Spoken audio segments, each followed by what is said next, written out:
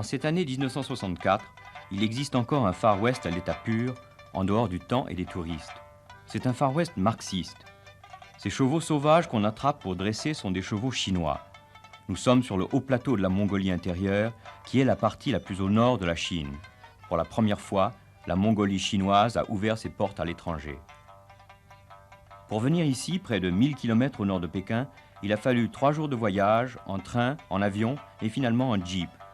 Nous sommes ici dans un Far West structuré. Ces chevaux appartiennent à la brigade d'Apshiltart, qui veut dire en mongol « grand bond en avant ».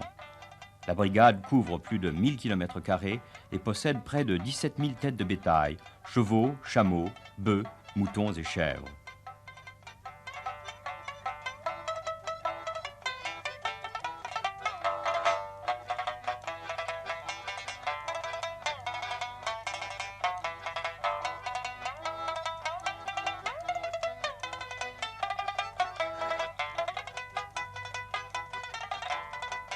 C'est un champion parmi les champions, Lémite, fils de Tangatat, qui dresse ce cheval sauvage qui sera vendu par la suite à un membre de la brigade qui pourra en justifier le besoin.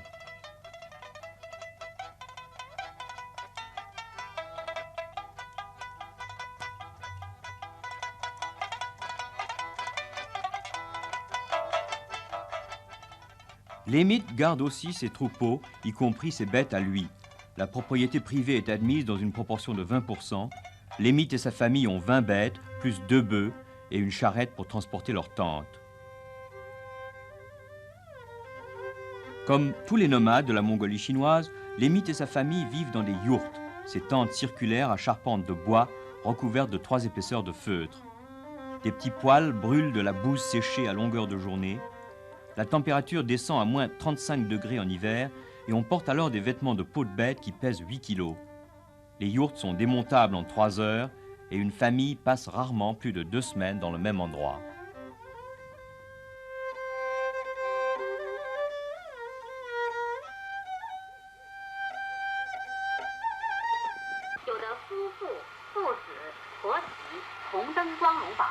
La famille de Lémite, sa mère et sa femme, restent dans le camp mais n'en ont pas moins une vie dure et active. En Mongolie chinoise, on vit presque en autarcie.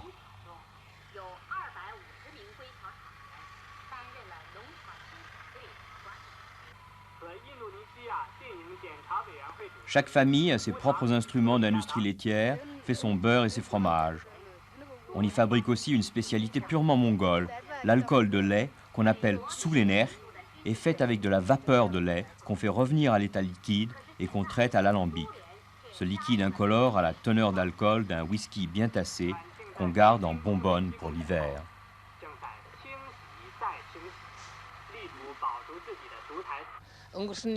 J'ai parlé dans cette yourte au père de Lémite, l'aveugle Tangatat. Je lui ai demandé en quoi la vie d'aujourd'hui était différente de celle d'avant la Révolution.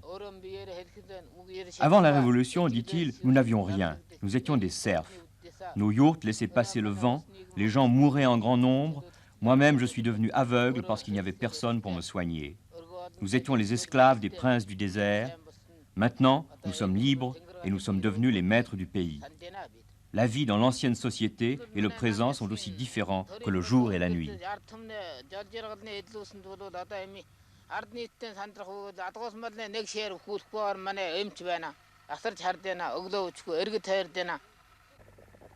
Bien d'autres choses ont changé.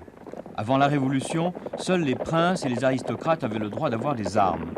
Maintenant, chaque brigade a sa milice montée, composée des meilleurs cavaliers, hommes et femmes. Leur adresse est surprenante.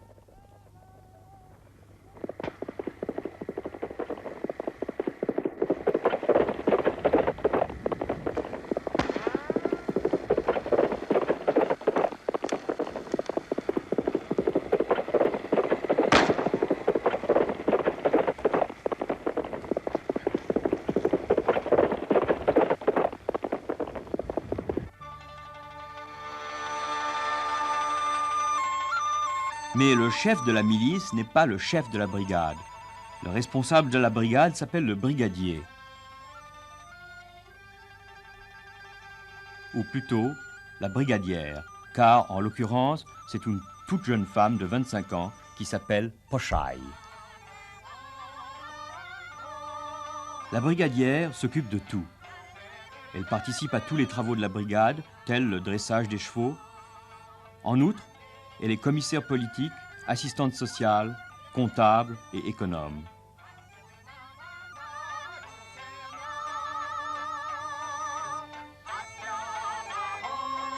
Elle décide du plan de nomadisation.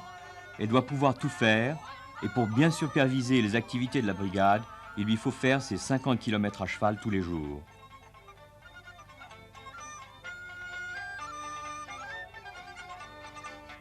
En tout, elle supervise les activités de 56 familles. Elle s'occupe également d'investir pour la brigade en outils, en tracteurs et en fourrage. Je lui ai demandé quand elle tenait des réunions politiques. En principe, m'a-t-elle répondu, toutes les semaines, mais en fait, quand j'en ai le temps.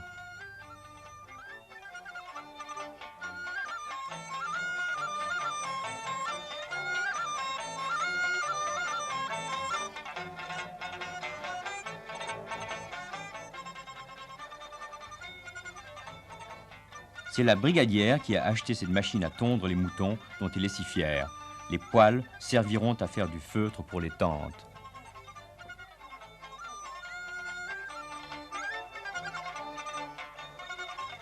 Elle a également fait installer un puits à moteur pour augmenter le rendement d'eau pour les troupeaux.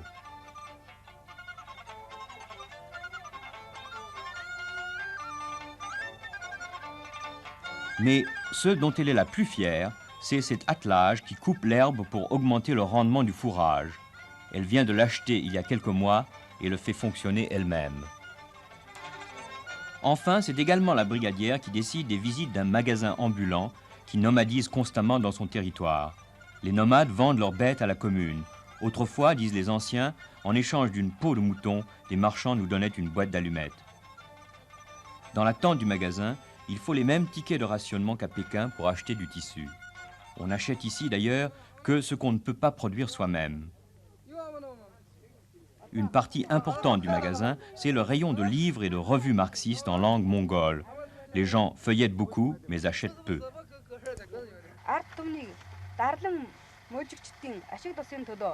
La brigadière a finalement eu le temps, entre ses déplacements, de tenir une discussion politique.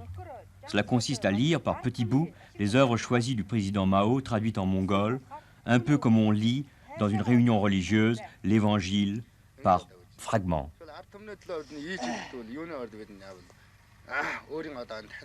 Ce jeune homme, inspiré, prend la parole. Par cette lecture, dit-il, il élève un peu plus son niveau de conscience politique. Il prendra le compagnon d'armes de Mao, qui est célébré dans la lecture d'aujourd'hui, comme exemple et servira le peuple.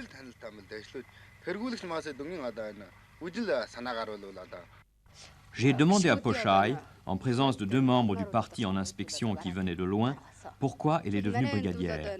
Elle m'explique qu'elle a été élue par l'assemblée de tous les membres de la commune.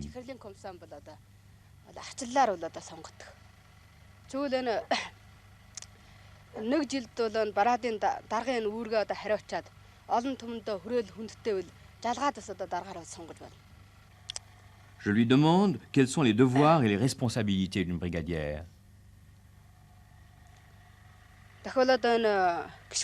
Ils sont, dit-elle, de propager et d'appliquer à fond tous les principes de la politique du parti. Tous les projets doivent être discutés avec la masse. J'organise tout avec la masse pour mener à bien le travail de production. Aussi, en tout temps, je dois veiller à la vie des membres de la brigade, connaître leurs problèmes, leurs soucis et leurs exigences. Je dois également organiser les masses pour étudier la politique du parti et les œuvres du président Mao pour stimuler et mener à bien le travail.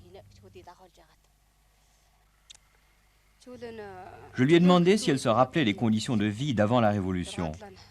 Dans l'ancienne société, me dit-elle, ma famille a prodigieusement souffert. J'avais 7 frères et sœurs, un de mes frères est mort de froid, 2 autres ont dû être adoptés par des familles plus riches. On mangeait de la chair d'animaux morts de maladie et les herbes sauvages. Nous étions exploités économiquement par les princes, les aristocrates et les marchands. Le cas de ma famille était assez représentatif. Dans la région, il y avait seulement 2 personnes qui savaient lire. Il n'y a pas de comparaison entre l'ancienne société et la nouvelle. Le parti nous recommande d'ailleurs sans cesse de ne jamais oublier ce qu'était la vie misérable dans l'ancienne société. Je lui ai demandé si elle se sentait adaptée à cette vie de nomade ou si elle souhaitait parfois vivre d'une autre façon. « J'aime mon pays natal de tout mon cœur, me dit-elle. Je suis complètement adaptée à la vie des prairies. Mon pays natal, je le sais, a un avenir radieux et j'essaye de mon mieux de contribuer à son édification. À moins que le parti et le peuple exigent ma mutation, je n'ai nulle envie de quitter mon pays natal. »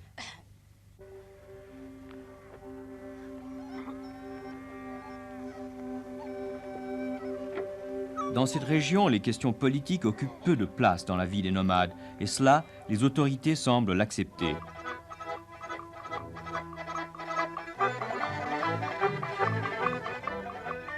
Une fête a eu lieu pour célébrer la bonne marche des troupeaux pendant l'année. Elle n'avait aucun caractère politique.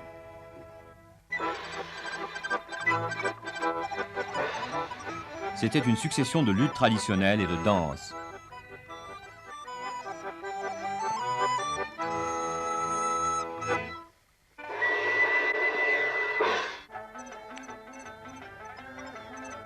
Les danses étaient modernes, mais comportaient peu d'éléments politiques. Cette troupe ambulante, qui danse plus souvent sur l'herbe des steppes que sur une estrade, sillonne la région dans un camion tout-terrain pour se produire, presque chaque jour, chez les nomades isolés.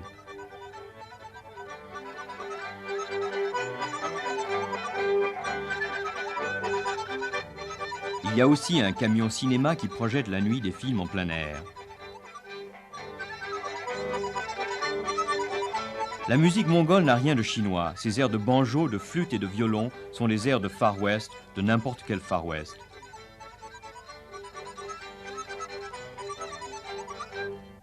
Un haut responsable de l'administration de la Mongolie m'a assuré « Nous n'avons pas l'intention de bouleverser le mode de vie des Mongols.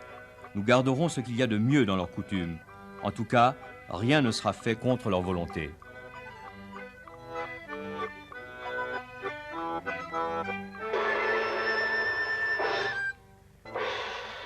Mais y aura-t-il un jour un Dallas chinois à la place de ce campement? La réponse, inexorable, est entre les mains des géologues et des prospecteurs de pétrole que la Chine est en train de former.